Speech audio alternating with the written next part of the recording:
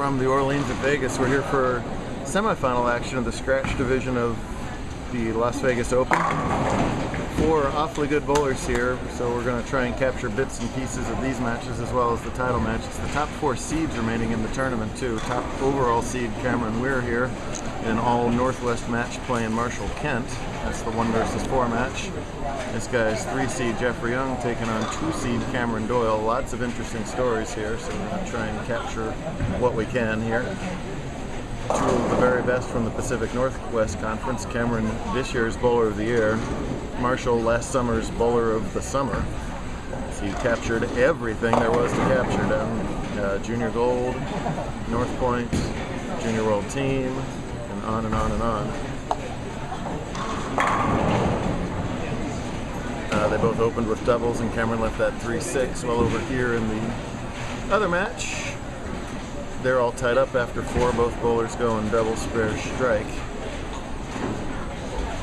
Hi, Jeff. Hello, Riley. If the resolution in the camera isn't that sharp, you'll think that Geoffrey and Kamron are probably near each other in age, and that's not the case. As Geoffrey is 20 or 20, Geoffrey's 21, I believe, and Kamron Doyle is all of 13 years old. Definitely one of the brightest young stars in all of youth bowling, and Jeff is one of the toughest veterans in all of under 21 bowling. So 4 really, really quality bowlers here. Should be really fun to see how this plays out. Now, we're using the Pisano format, as it's called on the East Coast. West Coast bowlers know this as a Watto tat. You see Kent in front of the ball return on the right-hand lanes. The higher seeded bowlers only need to win 1 match to advance, while the lower need to win twice. So if Kamron and Kamron win, it'll be an all Kamron title match. But both Kamrons come up high, working on strikes here, and so now Jeff has the lead through 5 in that match, and Marshall out to a big lead here with that early triple after Kamron wasn't able to get that spare.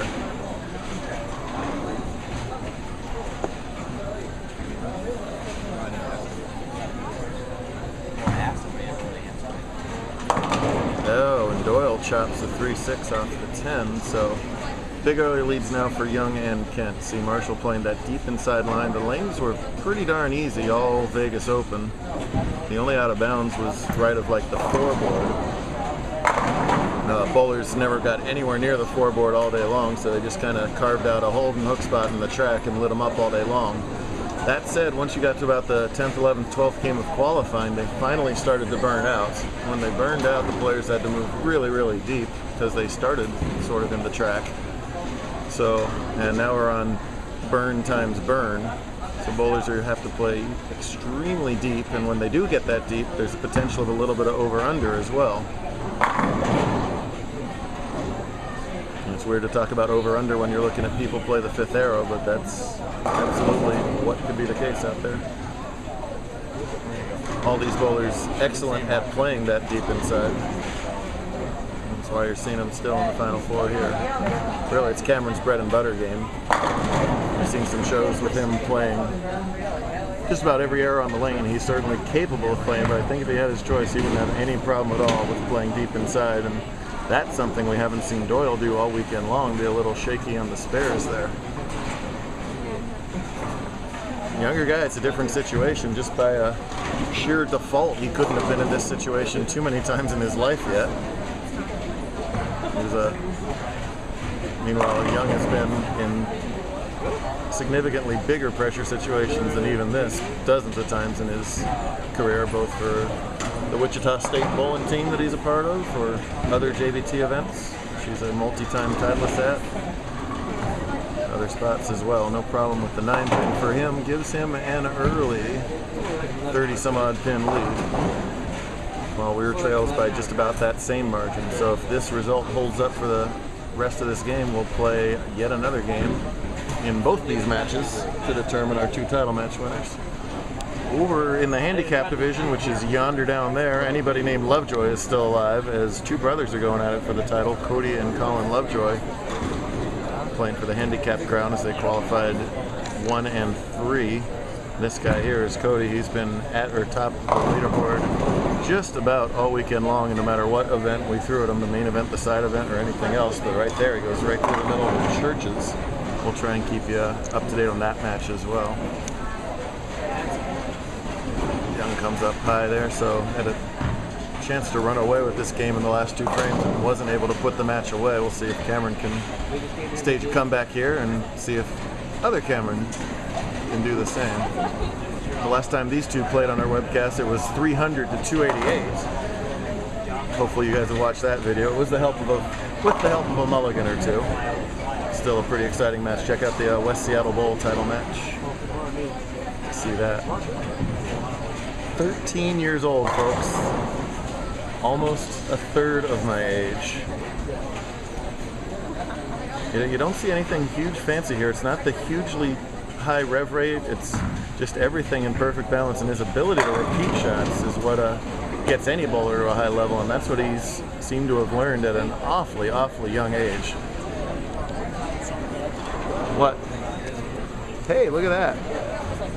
If it wasn't for this guy, kids, none of you would be bowling this tournament, none of you would be bowling my tournaments, and in fact the entire concept of junior bowling wouldn't exist. So the most underappreciated, underrated man in all of bowling, in my opinion, right there. He'll be so mad at me for doing that, but it's true. If you don't believe so, you're drinking the Kool-Aid and you're brainwashed. Perfect double for Kamron there. Gets himself right back in this match. Check it. Meanwhile, Kent extended his string out to 5.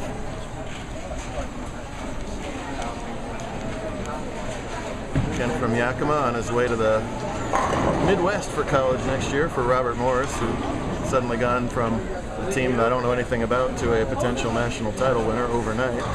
Their recruits. Get there, Tempin. Nope. See, he was unhappy with that. Messengers have been all over the place, as they often are in the Vegas bowling centers. With all that power and nice juicy kickbacks, these guys are sending pins left and right. That was left a target for Marshall and just faded the whole way, and that's why he rung a 10 right there. So hard and straight at the spares. You'll see all 4 of those guys do that. Take the lane out of play. That's the way to do it.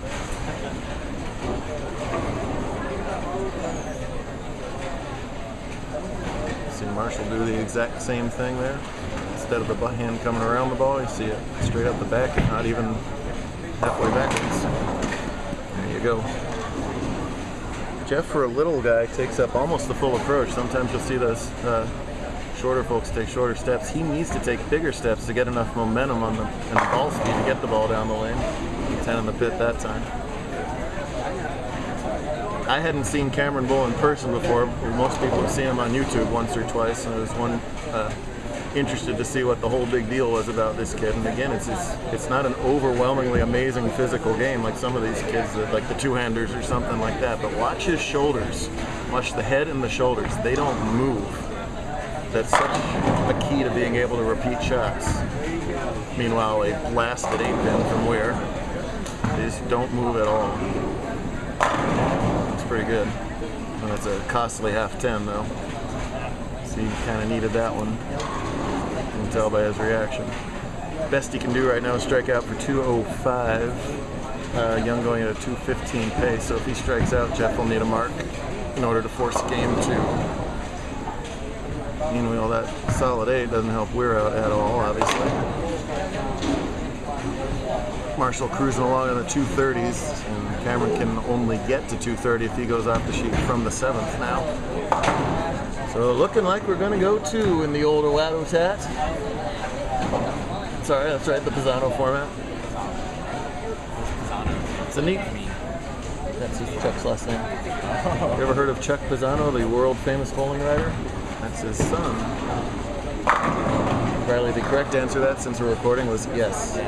Yes. Yes, that guy's amazing. I've heard of him. I know exactly who you're talking about. Nice try. See that awful fluid motion of Weir's arm swing. No extra energy. Doesn't muscle it. You're barely going to hear the ball hit the approach. Yeah. Hopefully the ball didn't hit the approach. That would have been a really bad shot, but it didn't hit the lane. Nonetheless, another half 10. Doyle has to have this hit. Whoa! Looked like it needed to wheel, but then once it finally grabbed, it grabbed too much. It's that sort of deep inside over-under that we talked about at the start of the video here. If you miss right, it's just total burnout there, and it's going to check up a little too early. It looks like that's what happened, and we're going to go 2 for Kamron and Jeff. Yet another smart move, trying something a little different on a fill ball that didn't matter. Let's see if that pays off for him in the next match. See Marshall, when you start in front of the ball return, the ball's going to move first, then his feet. Smaller steps. Destroys the rack. So looks like Marshall's going to hang on. Geoffrey has hung on. See what happens in game 2. Watch the rest of that elsewhere online.